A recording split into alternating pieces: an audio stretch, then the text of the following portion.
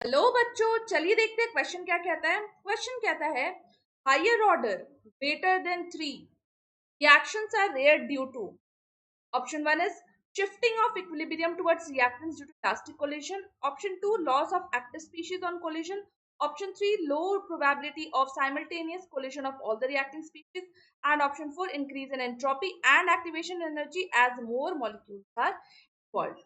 देखो बच्चों, हमारी जो कोलिशन थ्योरी होती है ना, कोलिशन थ्योरी कहती है कि किसी भी रिएक्शन को होने के लिए सबसे पहले तो हमारा कोलिशन होना जरूरी है। The molecules must collide with each other, ठीक है। फिर they should collide with sufficient energy, sufficient energy होनी चाहिए, ठीक है, सफिशिएंट एनर्जी होनी चाहिए ताकि जो आफ्टर कोलिशन हो they should be effective collision so that result in the product molecules, ठीक है। थर्ड क्या होती है, हमारी प्रॉपर ओरिएंटेशन होनी चाहिए, प्रॉपर ओरिएंटेशन होनी चाहिए कोलाइडिंग मॉलिक्यूल की, ताकि वो रिएक्ट कर सके, ठीक है। तो कोलिशंस होनी चाहिए पहली बात। देन हमारी सफिशिएंट एनर्जी होनी चाहिए for effective collisions to take place, and हमारी प्रॉपर ओरिएंटेशन होनी चाहिए in which they are colliding so as to form a resultant product. तो देखो बच्चों, हायर ऑर्डर रिएक्शन में क्या होता है ना, कि जो कोलिशन होते हैं चांसेस के कोलिशन, ठीक है ना, तो साइमल्टेनियस कोलिशंस के चांसेस बहुत क्या हो जाते हैं, कम हो जाते हैं।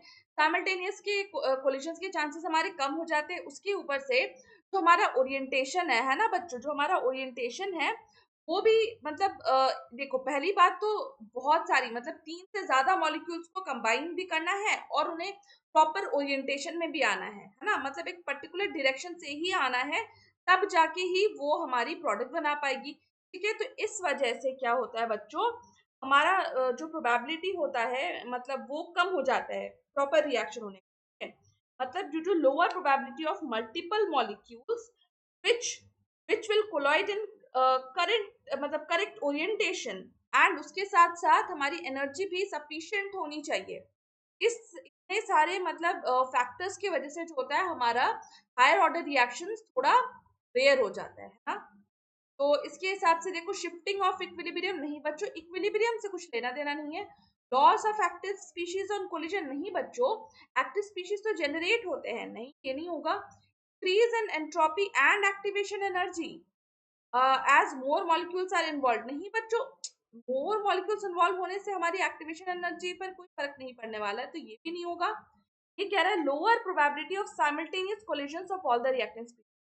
बिल्कुल सही बच्चों, यही हमारा रीजन है, because of low probability of simultaneous collision of all the reacting species, ठीक है। तो I hope you understood the concept. All the best बच्चों।